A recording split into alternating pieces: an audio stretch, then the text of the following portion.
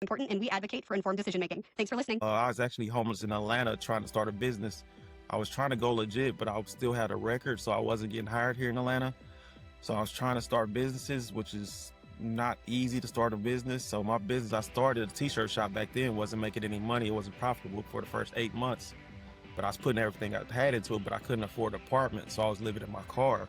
But we ended up having a cold winter that year. And I remember specifically wearing 8 pairs of shirts and 4 pairs of pants every night when I went to sleep in the Walmart parking lot, but it would still be freezing. So I used to pray at night, like, please God, let me make it through the night, because that's how cold I was. I just think that men have been trained that they're exhausted for being punished every time that they show their emotions. And so it's like, what do you do then with the tears that you don't feel allowed to cry? And to Rick's point, anger is a secondary emotion, and we've talked about this on the podcast before. Anger is an easier and less seemingly vulnerable emotion to feel, and it's why it often gets portrayed as the outward-facing emotion. That doesn't mean that it's the root cause. It's kind of like killing branches of a tree that's annoying you. You're not actually addressing the root. You're just addressing some of the things that are more in your face with it. So my question is then, how do you process pain when maybe you don't feel like you could, like, what do those conversations look like in a constructive way? Something has to happen to change. Change doesn't happen naturally. Something drastic, normally it takes for change to happen. So I'm always weary of people who claim to have, really big change and not any rock bottom moments. Yeah. Because, how serious is that change? If you haven't gotten to a point where, it's live or die, how well are you changing? Welcome to the Common Ground podcast, where stories connect, perspectives collide, and purpose is found in the middle. Every week, we sit down with unique and inspiring guests that come from all walks of life. People who challenge the status quo, overcome the odds, and live with intentionality. Whether you're driving to work, on your morning walk, or just looking for that spark to ignite your week, you're in the right place. Welcome to the Common Ground podcast with your hosts, John Fletcher and Sydney Curtin. Welcome to another edition of the Common Ground podcast. How is everybody doing today? Yes, it is your boy. It is Philly. I am in the house. We are ready to rock and roll. And of course, I always have my beautiful sidekick, Sydney, with me. How you doing, Sydney? Hanging in there, Philly. How's it going? Usually I'm the one with the hat, and sometimes you're not the one with the hat. Today, you got the hat, and I don't have the hat. I feel like backwards. We swapped. And today we are joined by the Mystro. We're going to refer to him as Rick for this episode, but you may know him as Mystro. So welcome, Mystro. What's up? What's up? AKA Rick. I'm glad to be here. Yes, awesome. We're glad to have you. So the way we start off every show is with a dad joke or two, and I got 2 of them for us today. And All so right. I was crossing the street when I saw this guy with all his Scrabble tiles spilled out. I walked up to him and asked, "So what's the word on the street?" Pretty good. I like that. All right. Good one. 2 peanuts were walking down the street. One was assaulted. Nice. Nice. I like those. Oh, boy. Let us know in the comments which dad joke you like better. All right. All right. Yes. So today we are joined by, as I said, Rick Mystro.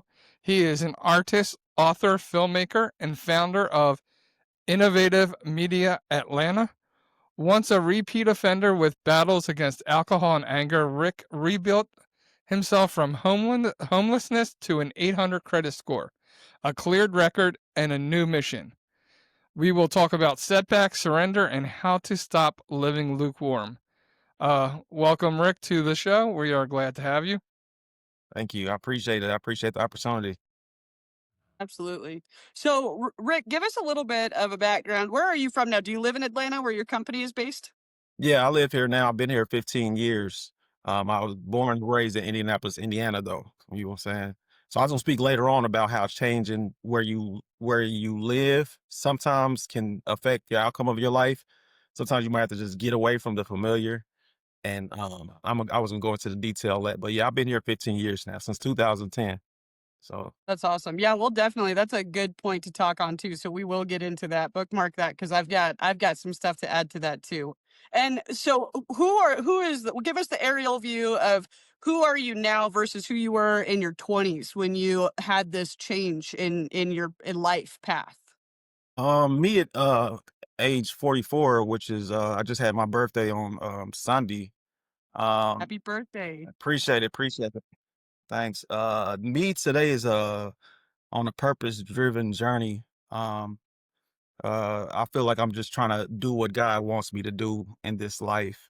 I think he wants me to help others. I think he wants me to try to use what I've been through to inspire others. So I'm just on a purpose driven journey, a purpose driven life, like the book by Rick Warren. But me in my Love 20s, that book. so yeah, yeah, that's a good book. But me in my 20s, I think I just had a lot of anger from childhood. I didn't know who I was or who I wanted to be. I certainly wasn't going to church. I certainly wasn't praying. I think I was just a person like, let me just get what I can out of this world. However much money I can make in the streets, how many girls I can entertain in the streets. And I really didn't have no other thing pushing me. It was just that I didn't have a direction. I could be anywhere at any given time. And I had to grow from that. Mm, yeah, that's good stuff. So, what did when you were at your lowest, what was like a normal week like for you? When my lowest, when I was homeless, But whatever you consider your lowest. um, that was probably my lowest when I thought I was gonna freeze to death. I was actually homeless in Atlanta trying to start a business. I was trying to go legit, but I still had a record, so I wasn't getting hired here in Atlanta. So I was trying to start businesses, which is not easy to start a business. So my business I started a t-shirt shop back then wasn't making any money. It wasn't profitable for the first 8 months. But I was putting everything I had into it, but I couldn't afford an apartment, so I was living in my car. But we ended up having a cold winter that year, and I remember specifically wearing 8 pairs of shirts and 4 pairs of pants every night when I went to sleep in the Walmart parking lot, but it would still be freezing. So I used to pray at night, like, please God, let me make it through the night, because that's how cold I was. Couldn't keep the car running all night because I didn't have enough gas in it. That was my lowest. Just hoping I didn't freeze to death each night. You know what I'm saying? And I lived in my car for about 2 to 3 months. And then after a while, my shop started making money. And I used the money from my shop to get my apartment. And I couldn't even afford to furnish that apartment for 3 months. So I sat on the floor with no furniture in that apartment for 3 months until I was able to get my business even better. And then now I can afford furniture. But that was tough. Has that changed the way you perceive our normal luxuries of life in our day to Yeah, day? I learned how to get by with so little when I was homeless. I think now, coming out of it, I realize a lot of us may live in a life of excess. I think we all have a lot of stuff we probably don't need. So I've always been conscious of that since then. Like I try to minimize my purchases and try to really just buy stuff I need. I don't want just a bunch of extra stuff. You know what I'm saying? I feel like as we get older, we just collect stuff, more stuff, more stuff, more stuff. And I was like, "Man, I got through life without hardly nothing, and it was bad, but I still was able to find pockets of happiness and joy even without all this stuff I have now. So with this stuff I have now, like even like this chain, it don't define me. You know what I'm saying? Like I was like, I can still find joy without you know what I'm saying? This many computers or this many TVs. You know what I'm saying? It don't control me. This stuff doesn't control me like that. And I just want to say that I think that's like one of the biggest lies of the devil. Um, is that we need stuff, you know? And because the devil wants us distracted, the devil wants us consumed, the devil wants us jealous. And I loved you talking about being homeless and, wearing 4 pair of pants and, like, I'm trying to think of the other night I felt a little cold and I'm like, "Man," but I wasn't that cold, that I had to, Yeah. put on 4 pair of pants and it just made me realize, like, how much we take for granted you know? And not only how much we take for granted, how much we get distracted and how much like we have to have the newest iPhone, we have to have the newest, Yeah, pair of sneakers, you know? right. Like like a pair of Jordans would have made your life easier. Like the money spent on a pair of Jordans could have made your life at that point easier for a whole week, A whole or week, a whole month, definitely, you definitely. know? Yep. And so we become I think one of the things is we become this society where we have to have stuff and um sometimes I long for a life full of non-stuff, there's Yeah, there's me so too. many times where I want to. You talked about a purpose-driven life, and how Rick Warren and how that book like affected you. Like that's what I like going back to a purpose-driven life is like what do you really need in life and what can you deal without, you know? Exactly. Yep. We get mad because we get a stain on the shirt and we want to throw it out, you know? I know Right. there's people who like never wear the same pair of socks. They Yeah. literally buy new socks Yeah. every 2 weeks or whatever. And Yep. it's like Two like weeks. What are they walking around barefoot? What's going on? well, no, they'll buy like a 14 pack, a 20 pack of socks And it's and they so never it's reuse them. it's so much in my ingrained in my mind now that I know other people are homeless still. You know what I'm saying? So I have excess. I try to get rid of my excess, and I go to the Goodwill probably like at least once every 2 months. I got a big box in there, and I've trained my family to do it too. Like stuff y'all really don't need, do not throw it away. I'll take it to the Goodwill, just put it in this box, and I'll make the trip to the Goodwill and give it to them. And of course, I found out later you can write that off, but I was like, nah. And then when it comes to food, I don't like to waste food because I remember living on so little amount of food. Like I have excess food now. I don't want to just throw it out. I was like, well, let's just try to feed it to an animal or just try to give it to somebody. Like I got some food at the pantry and a lot of the stuff my family doesn't eat. They just gave us bags of free food. And I was like, there's like, well, we don't eat stuff. We're kind of on this diets or whatever. So I drove to Kroger and saw a couple going into Kroger to do some grocery shopping. And I gave them all the food that I had in the back of my truck. And they were so happy and so grateful. You feel me? And I think that's what people need to realize is like, it's people out here not doing that good as you. If you get the opportunity to start doing better, I think you should have like a job to reach back and kind of help other people that were, you know what I'm saying, in a worse situation. Yeah. No, that makes a lot of sense. And one of the things that really is appeals to me about your story too, it different component of it anyways, is a lot of people that got their record cleared like you have, it's no longer a part of their story because it's something that either embarrasses them or that they're ashamed of, but you still choose to keep that Mm, in the light. Yeah. And so, eh, my question for you is two-part. Why is what a lot of people want to know in that situation. Like, why is that important for you that people know that part of your story?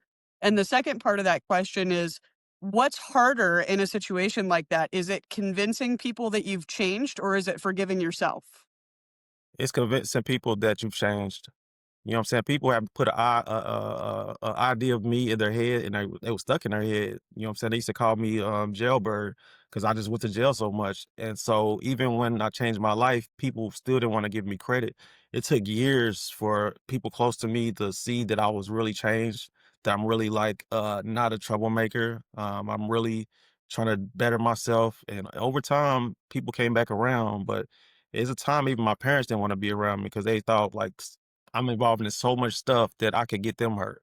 And that was like one of the worst feelings of my life. You know what I'm saying? So Yeah. once they start trusting me and giving me that confirmation that we see you actually doing better, we see how hard you're trying, and then they start supporting me. And I was grateful. You know what I'm saying? I had my trust in my father back. Mainly my father. He's a hard guy. So he was like, no, don't come over here, no, don't bring none of that BS around the house. No, he was adamant. He Yeah. didn't want nothing to do with me. Like literally didn't want nothing to do with me. And I'm his firstborn son, so that hurt. But as I started getting better, me and him got so cool, became best friends. He just passed away and Mm. in August of last year. But I'm luckily like the last 10, 15 years of his life, we finally got to be real cool. We got to hang out a lot. And he was no longer ashamed of me. And so I'm glad I made him proud. That's really encouraging to hear. I love that for you. I really do. Sorry to hear about your dad, though. That's hard.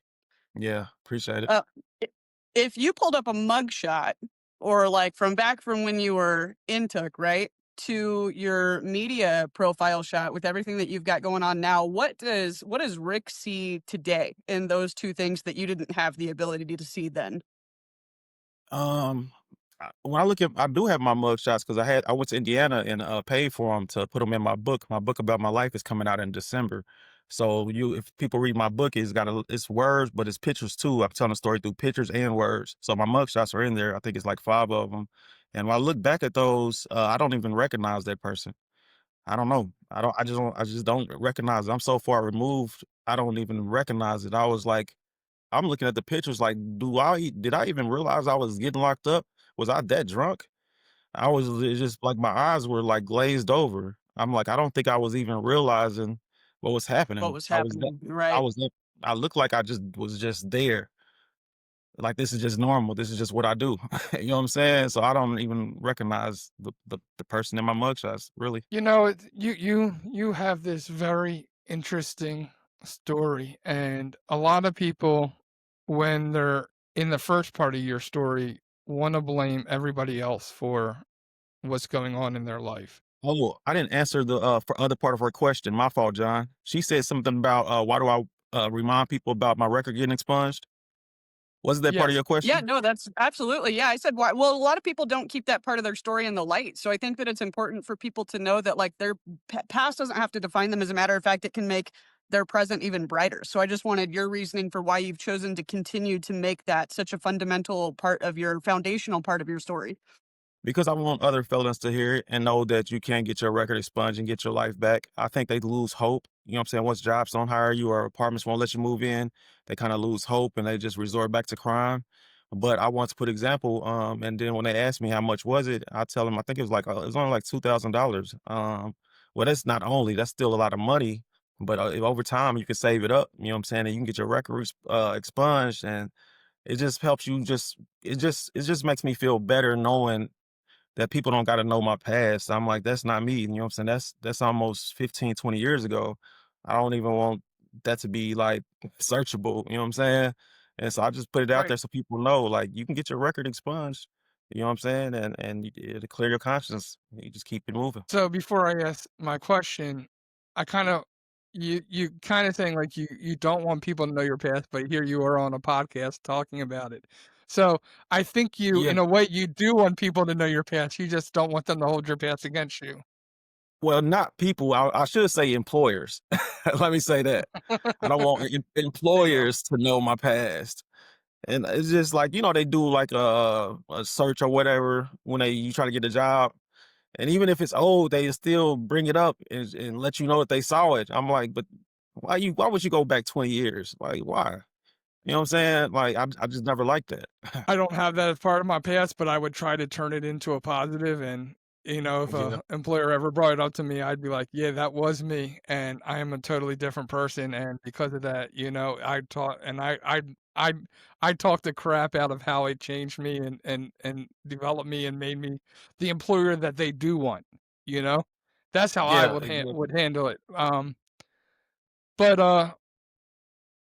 my original question was going to be that a lot of people who were in that first part of your story, growing up in the streets doing stuff. A lot of people blame the streets for their situation and where they were in life and what happened to them in life. Um, Mhm. was that you? Did you blame society for you being in trouble and you messing up your first part of your life? If so, what change happened so that you could take responsibility and grow from it and learn and start to correct your past? Fortunately, I was always accountable. Even like as a kid, if I got in trouble, I knew I was getting in trouble and I accepted it. Like anytime I did a crime, I didn't argue with the officers. I knew I was committing criminal acts. I went to jail willingly. I'm like, that caught me today. You know what I'm saying? I got away with it for like 2 months. She caught me today. I was always accountable. I never blamed anybody. I knew everything that was going wrong in my life was me. And also when the judge sentenced me to a year of anger management, we learned about accountability too. We was taught, you know what I'm saying, like we gotta understand like every situation that we get ourselves into, like we're the common denominator. You know what I'm Yeah. saying? Even if I'm with this girl and I get in trouble, and then I'm with this friend and I get in trouble, I'm the common denominator of every situation. So it's me. I'm the problem. And that's the first step of, you know what I'm saying, getting better. You know what I'm saying? Like the anger management course, I Right. would tell people if you have anger issues, don't take those anger management course. They work for me. I don't know if they work for everybody else, but if you get a good teacher, you can learn how to control your anger in a real way. And I want to tie this in so that we can get to our main topic too. And I think this is like a beautiful transition period. So I'm gonna use this as an opportunity here. One of the things that got you in trouble reoccurringly was alcohol, correct? Yeah. Yes. Yeah. And I feel like, they're called spirits for a reason. I say this to everybody, especially people like you that are believers. Every shot is a substitute savior, right? The devil doesn't have to possess you when he's got your permission on tap. Yep. And I'm just curious, like, what is your perspective on how alcohol was an inhibitor in your progression that kept putting you back in this position of, okay, it's like one step forward, five steps back kind of thing? Yeah, it's like, I don't know. It's like I think the alcohol, they say alcohol brings out whatever emotion you're already feeling. And for some reason, like I just was kind of always angry. So add alcohol to that, and you just out and did what I learned is I needed to stop being like at clubs or at parties with alcohol. I was like, I need to, if I'm a drink, that's what I learned in AA. I was like, I should just drink and stay in the house. That was because that would have saved me so much time and headache. If I was gonna drink, I should have just stayed at home. But you outside, and then you're with a lot of other drunk people at the club too. They're drunk. Little stuff turns to big stuff, and it just explodes. You know what I'm saying? So I don't know. It's just alcohol played a big part of that, and I don't know. It just, I guess I was trying to drink away my sorrows or frustration, but over time it just I had to let that go. I couldn't do it anymore. Well, and alcohol too, it just numbs conviction long enough that people mistake silence for peace. It's like Yeah. it drowns out all of that noise. And there's a song, so this is from a song line, but it says you can't drown your demons if they know how to swim. And that's what happens. It's like it's really just a substitute. It's just a band-aid to covering up the bigger problem. And it sounds like for you that bigger problem was like dealing with this unresolved anger. Yeah, that's exactly what it is, and that's exactly what it was, and the crazy part is, at first, I was sneaking, drinks before I went to the anger management class. I mean, before my alcohol class. Like, I would be in the car waiting for class to start, still sipping a little something, you know what I'm saying? And then hiding it with, like, breath mints. I was that far off. So I came to a lot of those classes buzzing, and that's when I knew I probably really had a problem, for real. What was the moment that you realized that you're no longer the bad guy or the repeat offender, but you're still not the hero yet or where you wanna be? Probably when I got divorced in 2014, I realized that I was better, but I wasn't taking the proper steps to really take care of myself in a real way. I was kind of focusing on trying to make my ex-wife happy most of the time, trying to focus on trying to make my son happy, trying to get back kind of cool with my parents, but I didn't take enough time to make myself better.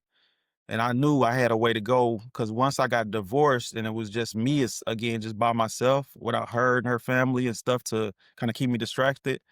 All I had was me in Georgia because she moved back to Indiana. So I didn't really know nobody here. So I was just by myself a lot. And that alone time made me start thinking about ways I should better myself. And that started me on the journey of building my credit, paying off all debts, seeing about getting my record expunged. That started that journey when I separated from and got divorced. How did your faith play a role in that? I think just around that time, I had started going back to church. She had went to church with me. I remember 3 times because I was excited each time she decides to come with me, my ex-wife. But I think I was praying for guidance. I was praying for clarity, and I think just God just gave me that because that's what I knew. I was like, I need direction. Like I need a compass. I need a way to go. Like what should I do? Who should I be? And I think just God showed me over time. He's like, you can. I need you to be example to help others. And so I just listen to that voice. Earlier you said that winning your dad's approval back was and trust back was very important to you. Yes. Yep. Um, but you first had to win back your approval. When did you decide that you were worth it? So yeah, so basically to answer your question, John, my son made me feel like I was worthwhile. He made me feel like I still had some kind of value, and I'm so thankful that I had a son because I was like, he showed me so much love, and then when he came down that summer, we had such a good time in those 3 weeks together. He just gave me just a lot of love that I needed at that time. So I knew then like I'm worth something. I can do something. I can be something. At least it's just even just for him. Kids are a huge motivating factor. I mean, like, I know that my oldest daughter is absolutely who turns my life around. She's why I'm a published author. She's why I'm a lot of things that I am today. And one of the other things that I had to come to realize, and I'm curious what your part of this journey looked like, was that anything that is a gift from God is not a reason for my own self worth because she was her own human, right? My kids are all Yes. their own little being and that I am a child of the living God. And it wasn't until I really found my identity in Christ that I was Hmm. able to detach from some of the fear and anger and other things that I just hadn't really fully dealt with even after becoming a mom. So, how does your Right. identity in Christ and how does your faith play a role in what that transition period in your life looked like? Transitioning from what? You mean like not being a father to being a father? Well, no, more so just like like the criminal record and being homeless to the successful entrepreneur and author and Oh, motivator and business owner that you are today. my faith basically really just inspired it because a lot of people wrote me off, but it just showed me that God is still in the miracle working business. You know what I'm Mhm, saying? yeah. Mm. So, it was like that, and then I told my story at church, and I knew it was something when I told my story. I didn't go into so much details I'm going in now, but I gave them a short version of where I've been through at the church I had started going to, and everybody in the church cried for me. The pastor came and hugged me, and then I walked back to my seat and everybody clapped. Like the whole church was clapping for me. And I was like, and then they came up to me talking to me after church and they was like, thanks for your testimony. You inspired us. And like my son needed to hear that. My daughter needed to hear that. And I was like, that's when I knew everything was about to change. Cause That's it was a fantastic. definite reaction from the whole church. What does redemption look like to you? Redemption, to me, it looks like, well, I would say for me, I felt like I did a lot of bad things to people when I was drunk and in my 20s. So redemption for me is doing more right to cover up those wrongs. I feel like I feel like deserve some of the bad karma I got because I did a lot of bad things. So it's like now I almost feel like I'm trying to do good things to bring my karma back to manifest more good things. I feel like I paid my debt. I went through a lot and I came out on the other side. And so I'm on the road to redemption. I think I'm getting pretty close to feeling all the way redeemed. But if something bad happens to me still to this day, I'll be like, I did so much crazy stuff in my 20s. I probably deserve that. I just let it, Mhm. just stuff happens. You know what I'm saying? We still got, even bad stuff still happens to good people. So you just got to keep it moving and know who you are and know that God to bring you through it. Tell us a little bit too about like our topic is from setbacks to success, right? And one of the things that we've talked about is how because it's not like you were the worst of the criminals out there, right? Like there's always something more that could be done. And you even said yourself that you still really had that accountability piece pretty deeply rooted in you. So, where do you feel like in your life you were living in that like lukewarm state where you weren't all hot and you weren't all cold? What did that look like in application before this big transition to the businesses and your faith and being a father and husband? Well, the fact that I decided to get married at 27 shocked everybody because that was the beginning where I was like I wanted to start changing, and I was like I don't want to be running around the street with these different women.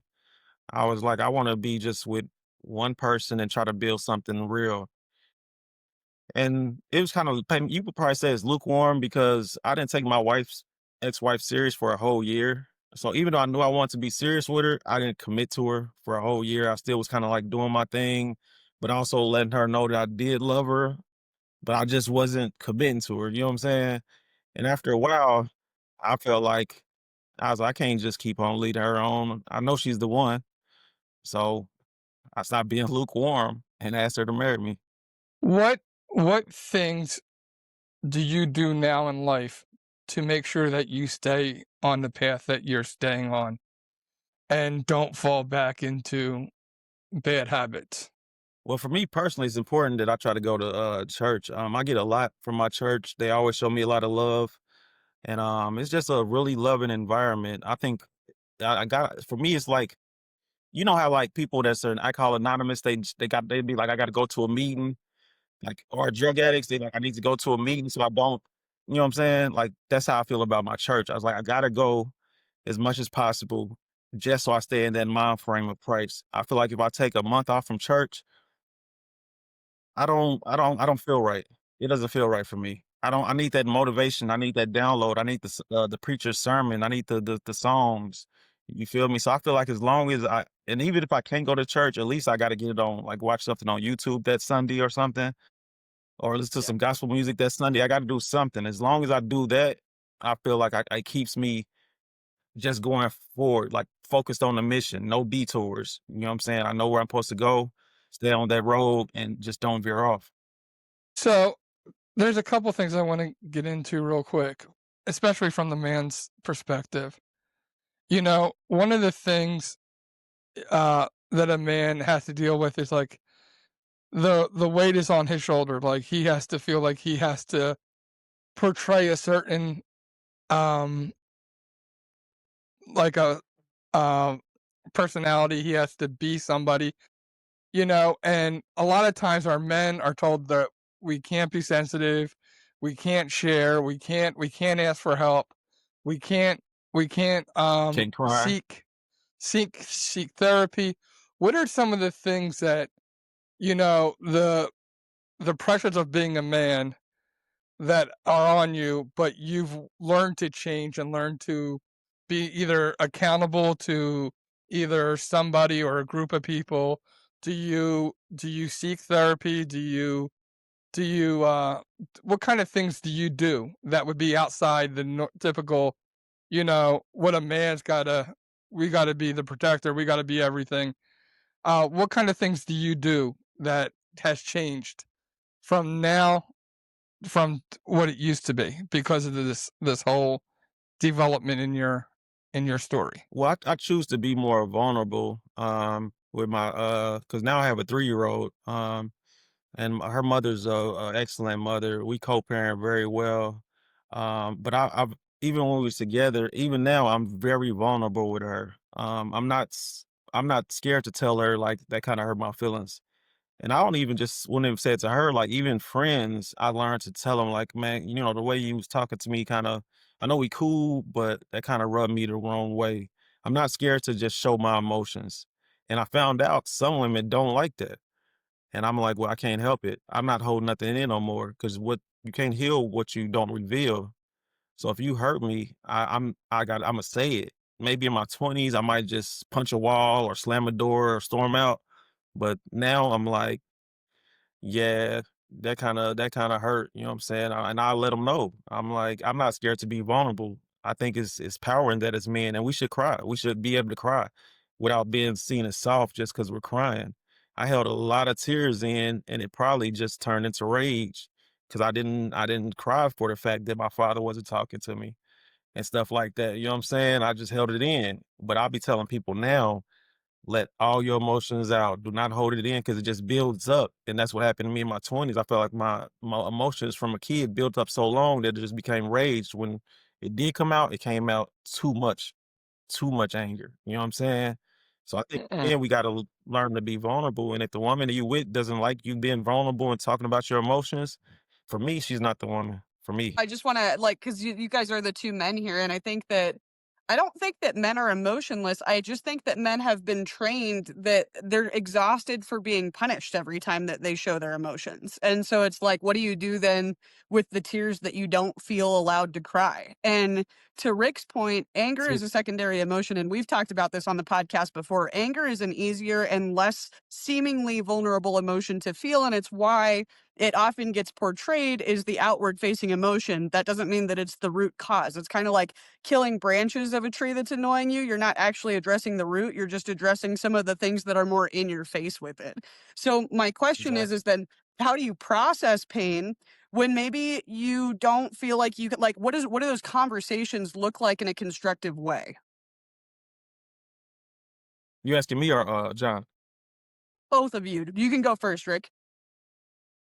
So you said what does it look like when I'm trying to process that pain? Yeah, I mean, like, how do you process that pain without punching it or drinking it or running from it? When in society, men has conditioned a lot of men to believe that showing emotion is weakness. And I'm with you. My position is that it's not. But what do those conversations look like constructively so that it's not just emotional vomit on the person that you're having these conversations with? I don't know. I think even that might be rooted in my faith. You know what I'm saying? Because I know the mission that I'm on. So when I feel myself getting angry, I can I can talk to God and I can really just give it to God. I don't even got to hold on to the anger. I'd be like, this is kind of triggering me. God, you just deal with this. I'm not about to deal with this. You deal with this and show me the way, because I'm not about to be angry today because I'm too blessed. I'm way too blessed to come from like from where I'm from and what I've been through. I'm too blessed to be angry in it like that anymore. So I just give it to God. So let me add to that too, because John, I think that this is like maybe even a better way because being from a position of faith, men are still expected to be the foundation of the household, even from a biblical perspective. So I know that some people are going to be in the comments here like, no, these relationships are supposed to be 50-50. Yes, they are. Like, you are supposed to lean on your spouse for these things, but like, God has ordained a certain marital structure. So in relationships like that, marriages and things of that nature, how do you stay dependable even when you don't feel stable? Just be honest. Honesty is key. That's why I tell my daughter's mother, like, everything is a conversation, big or small. We could talk about it. Like, say, like the rent is coming up and I'm short. I'm gonna tell her, like, yo, we got 3 days. It's 3 days left, and I'm like $200 short on the rent. We got to figure something out. I wouldn't hide it. You know what I'm saying?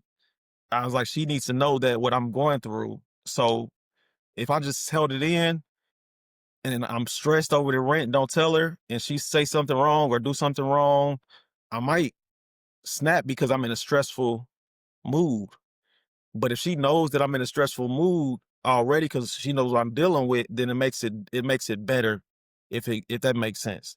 She know Yeah. why I'm stressed, why I'm because I'm like I had to tell her like, yo, we got to figure something out and get through this. I think just be honest. Just be honest with your feelings. Tell whoever, like, this is what I'm going through. This is why I'm acting like this. Some people just close themselves off and they won't talk to you instead of just telling you, like, I'm hurting right now. You just won't hear from them for like 2 months. And then they pop back up and I'll be like, where was you at? Like, and then they'll tell me then, I'm like, you could have told me that 2 months ago. You didn't have to disappear out of my life. You could have just told me you're going through some things and I would have gave you your space. It's Hmm. different for different people. Yes. John, what about you? So, so to answer both of your questions, the first question, I would say for me, early on in my life, early on in my marriage, I was never showing emotion. I was the rock. And then I was broken down to a point where all I did was show emotion. And both of those extremes were bad. What I learned is there's got to be that medium. Um, it's there's points where I got to be the rock. There's points where I need to be vulnerable, and with that, the real goal was showing my daughters who what type of man to look up to. Yes. And and unfortunately they don't remember the rock. They remember a lot of the other part because they were at a certain age Right. at that point, and my life was being destroyed. I think now they get to see that balance, and they get to see more of what a healthier man would be. What was the second part of the It question was again? how Because do I you had the remain? answer. How do you stay? Yeah, how do you stay dependable when everything feels unstable? Yeah, and my response to that was that's why it's so important to pick the right partner. Because I agree with what Rick said, but for that to work, for what Rick said to work, he has to have a partner that can handle that. Some women only want the guy who's going to be a rock, Yep. and if you try to show any emotion, um, it's not going to fly. There's some women who only want the emotion, they don't want the rock, and that's not going to fly. So you need to the relationships that you surround yourself with need to I would say be healthy, because both of those women aren't going to be healthy for you. If they want you to be a rock and you're never going to be vulnerable, that's not a healthy relationship. If you're only going to be vulnerable and not be a rock, that's not a healthy relationship. And that normally means they want to be the rock, and they want to control over you. You need to make sure you're in a healthy relationship. Uh-huh. And that needs to be figured out, because if you surround yourself with unhealthy people who want to use you for different things, it's never going to work. I agree. I agree. It's finding the right partner is just so important. That's why I think I lucked up. You know what I'm saying? My daughter's mother, she has a high emotional IQ. You know what I'm saying? She has a master's in psychology and she's a teacher. So I can express myself and she gets it. Like, and she gives me space to express myself and what I'm going through. So I don't ever feel like judged or feel weird for telling her what I'm going through. That's it. Like, you got to find the right partner. So, what are some of the overwhelming lessons through this transformation that you've learned and that have meant the most to you? The main thing for me is it's God doesn't dwell in confusion. I feel like a lot Mm. of relationships I had in my 20s, even though they say they were my friends, they knew I had talent for rapping and other things, but they never pushed me to be great. And I used to wonder about them. They would do little stuff that I didn't understand. I was like, make me question our friendship a lot. And what I learned later in life, that God doesn't dwell in the midst of confusion. So now if I'm in a situation that I'm looking like these dots are not adding up, this person is saying this, but their actions is not saying that, then I know that whole situation is probably not of God and it's not for me. That's how I looked at it. I don't want to be in a situation where I got to keep figuring this person out. Like, what are they really thinking? No, and I also don't force relationships. If I'm trying to do some business with somebody and it's like keep hitting like roadblocks or snags, I'd be like, I think that's God telling me that this business partnership is not the one for me. I think when it's meant to be, the connection is more genuine. Just like me and your Mm. connection for this common ground. You know what I'm saying? I didn't have to force you to talk to me. You was already on the same wavelength I was. And that's what I look for now. I don't force it. I just end up meeting people like you who just be on the same wavelength as me, and we do what we got to do. And I got one final question, and I'll leave it up to Sydney if she has one more question after that. But if you could go back to any younger self of you, Hmm. what time period would you go back to, and what would you say to yourself? Probably go back to when I was 19 and my father kicked me out. I remember his words were, "If you don't like it, get out." And me and him had been butting heads because I was 19, 18. I started thinking I know everything, of like most teenagers. Um, I would tell myself to listen to your father. He was Mm. right. He was pretty much right about everything. I was wrong. I was all the way wrong, but I thought I knew everything. But I didn't know nothing, man. I didn't know nothing. I tell Oh, my 19-year-old self, like, stay living at home, stay good graces with your father, listen to what he's saying. He's been through more than you. Just right. listen to him. For Live real. life. We've all been there. Key takeaways. All right, so this is our key takeaway segment. So me and Sydney are going to give our key takeaway from the conversation, and then we'll give you an opportunity to give your mic drop moment. So for me, it comes back to faith. Real transformation.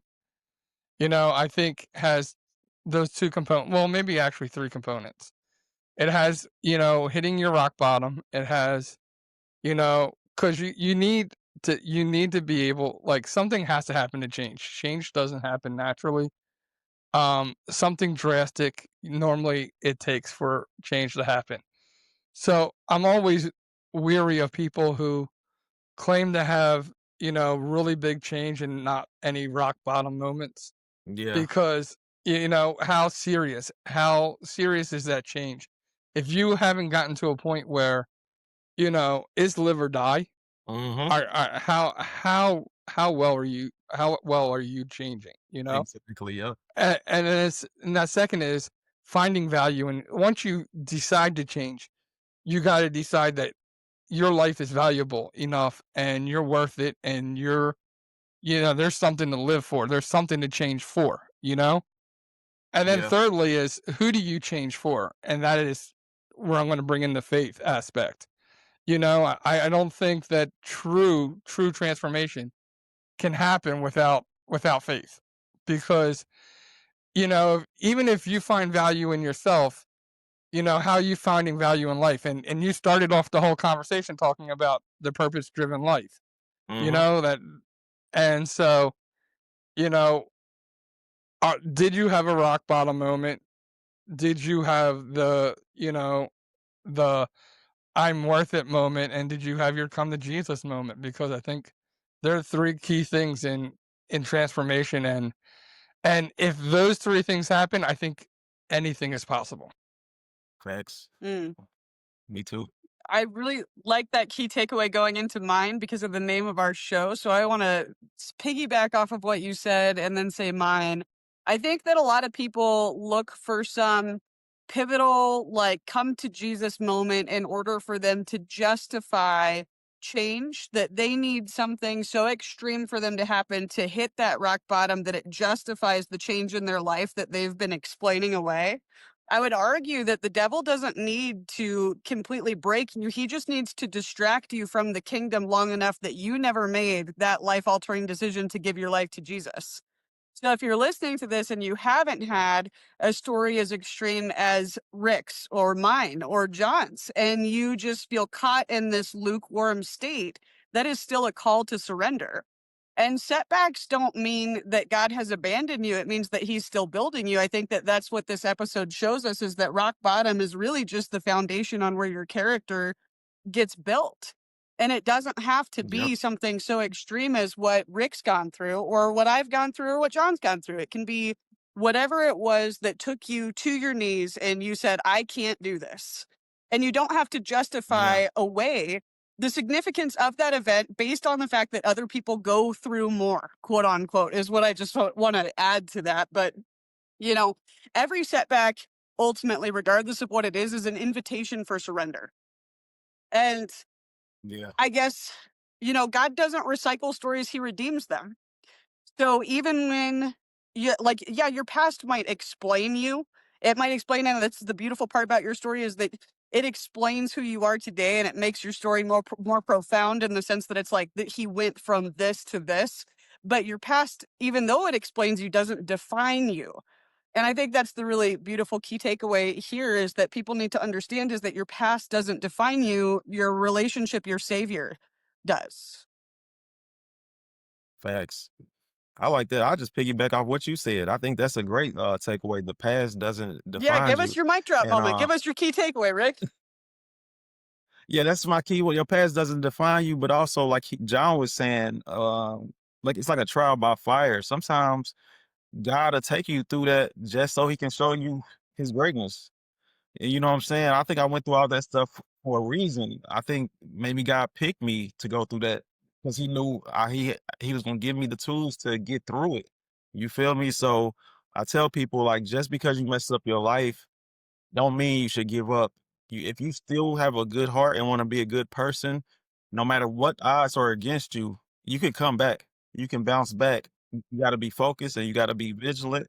And maybe you might need some faith. I don't understand how a lot of people get through life without faith or without God. It's so much Yeah, easier for me to get through things. And I'm like, how are y'all living without this? But that's just truth. me. But it's always a way to come back from anything. You can never just I Hmm. don't want nobody to feel like they should just throw themselves away. I know a lot I was a suicidal teen when I was 17. When I was having one of my episodes getting drunk, depressed after depressed after my divorce. I went to commit suicide again. So I've been to the dark place. You feel me? But it's it's not permanent. And I wish I could go back to tell that sad version of myself, like, if you keep living, your life is gonna get so much better. But you don't know when you're in it that like the world you want is just right around the corner. It's gonna take a little while to get there, but it's out there for you. And Hmm. you just gotta push through, get through the dark times, get through the hard times, and create the life that you want. You know what I'm saying? You can build it. It might take you 5 years, it might take you 10 years, but it can be done. I just don't want people to give up. And that was an awesome key takeaway. And yeah, I'm so glad about that. And that's a great way to sum up stuff. So that's going to bring us to our final. Before I do that, sorry. This is where we ask our audience to give us your takeaway or comment on the episode. Tell us what stood out to you, what didn't stand out to you. We always enjoy looking at your comments, reading your comments, and please let us know. Maybe you have a situation like Rick and you've had a big transformation. Share that down below. You don't know who that it can affect. All your Hmm. comments, all your takeaways are gladly appreciated. And that's going to bring us to our final five. The final five. And I will start off with, who is your hero and why? Uh, it's Michael Jackson. Um, it might sound crazy, but when I was a suicidal teen at age 17, um, my parents, my father actually, he bought me Thriller, and I didn't have a good communication with my parents growing up, so I just hid all my thoughts from them. So they didn't know that I had been contemplating suicide for like several months. But he gave me that Thriller album, and I don't know, it was something about that music, the freedom of it.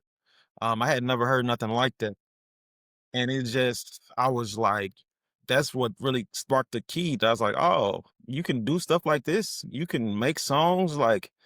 And I would watch videos and see how his music was affecting people, and that led me to wanna make music myself.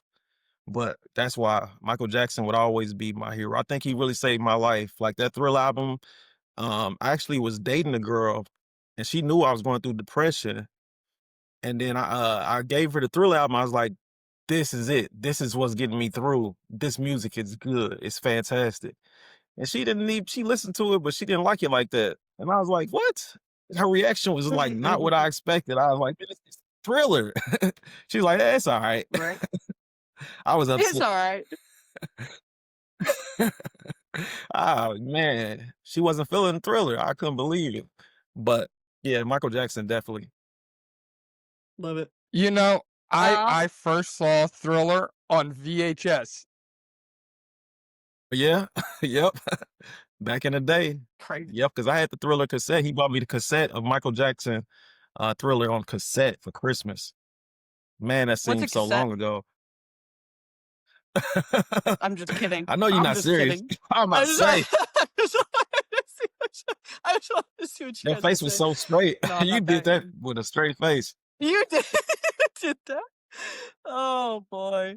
Second question for you is going to be, if you could talk to somebody who was one drink away from losing everything, say that it was going to be the night that they committed the crime that landed their life completely upside down, what's the truth that you would want to give them right now? They were about to do something to throw their life away. Is that what you're saying? If they were one I said one drink away. If you could talk to somebody who was one drink away from losing everything, what is one truth that you would want them to have?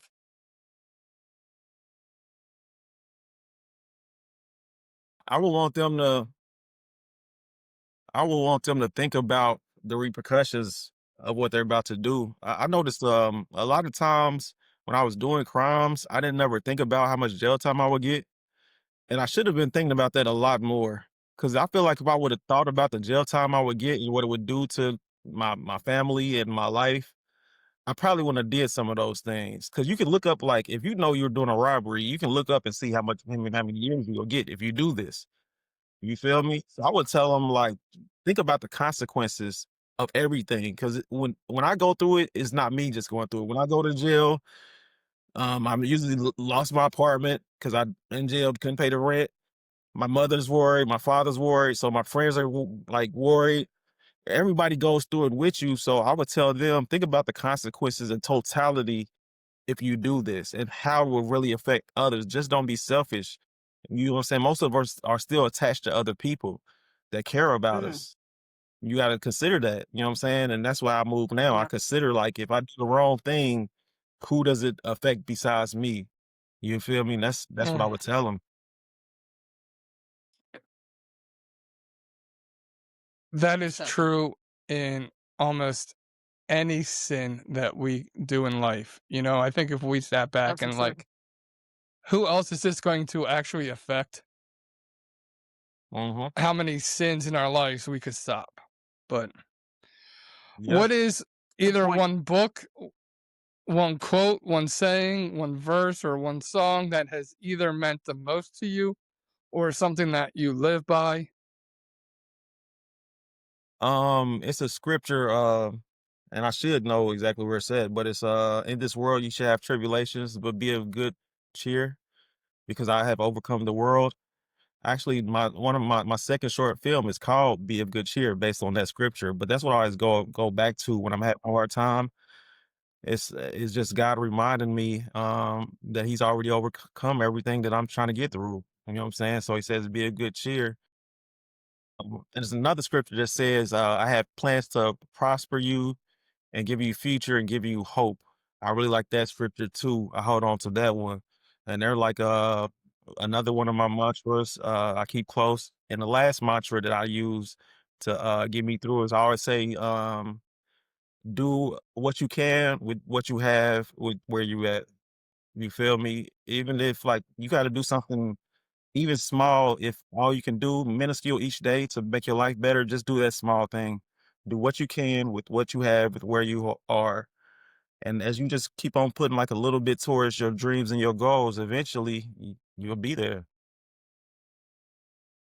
That's awesome. I love that. And the Those are some good ones. real quick, real quick, the Bible verse is John 16:33. These things I have spoken to you, that in me you may have peace. In the world you will have tribulation, but be of good cheer. I have overcome the world. That scripture is my favorite scripture. I love that one. It's a good one. I like that that's like not a mainstream one that's quoted. I appreciate that one a little bit more because that's not one that we hear when people reference a scripture for their favorite verse often anyways. I like Yeah, that. I don't hear it that much either. Next question for you is going to be what is one thing that you learned on the block or in the streets that still applies to business today? You got to listen to the customer. Like if you sell somebody some bad product and they come back in the streets, that can end real bad. So you should not probably not be selling bad product. And if you're a business and you got a product you're selling, make sure that product is quality. You know what I'm saying? The customer, they let you know, you know what I'm saying? And they don't like being lied to. You know what I'm saying? I like to be honest with my customers. Like at my t-shirt shop, like something might go wrong and the t-shirt didn't get made in the 20 minutes that I said it would be made. So I called him. I like, look, I'm gonna need probably like 30 more minutes. I wouldn't lie to him or have him coming back up there expecting it. You know, you just gotta be honest with your customers and try to give them the best product possible. And they always come back. They always come back. Just like in the streets, they would come back. I had a 4-year run as the weed man, DVD man, and the pill man, but I always had the best stuff all the time. You know what I'm saying? Same in business with videography. I try to get the best quality, the best turnaround times, the best communication, good product, and they hire me again. They hire me for another one. You know what I'm saying? It applies to both. And now he's got the best savior. Yep. Hey, Exactly. Exactly. Tapped in all the way. And bringing my daughter along to it, like she loves going to church. She's excited every Sunday. So I'm just happy, you know what I'm saying, that she's loving it and we get to share that experience. Awesome. awesome. And the final question of the final five is, who is one person you would like to sit down and have a conversation and a coffee with, living or dead? Hmm. Living or dead that I would have a coffee with? Probably Michael Jackson. Yeah. I think he really Fair enough. cared about other people. He just really I feel like he really cared about the world, other people in a way that a lot of artists I don't feel like they do. And like in my music, it's healing in my music actually. If people actually listen to it, it's a lot of healing there. It's a lot of motivation there. It's a lot of inspiration there.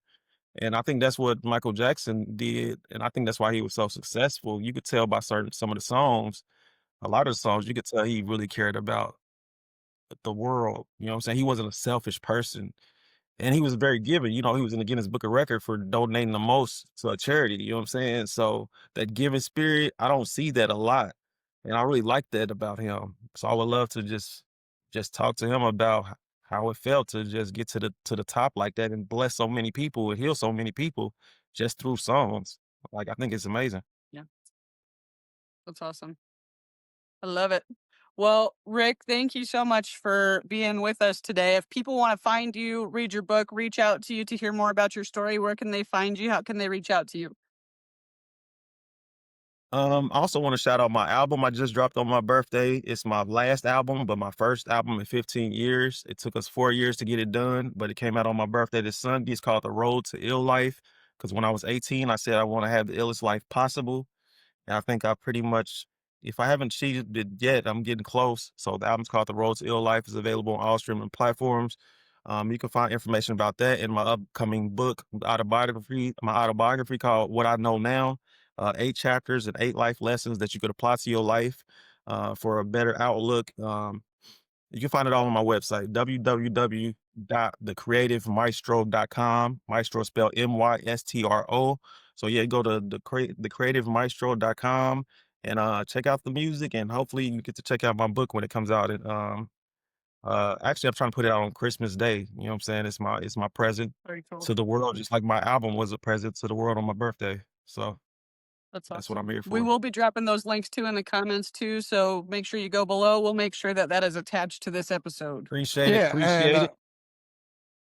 and thank you, Rick. We really appreciate having you on here, and you have a Yeah, I had a great good time. story, and you have a great thing to share with people. So I really hope they reach out and get in contact with you and connect with you. And Yeah. I see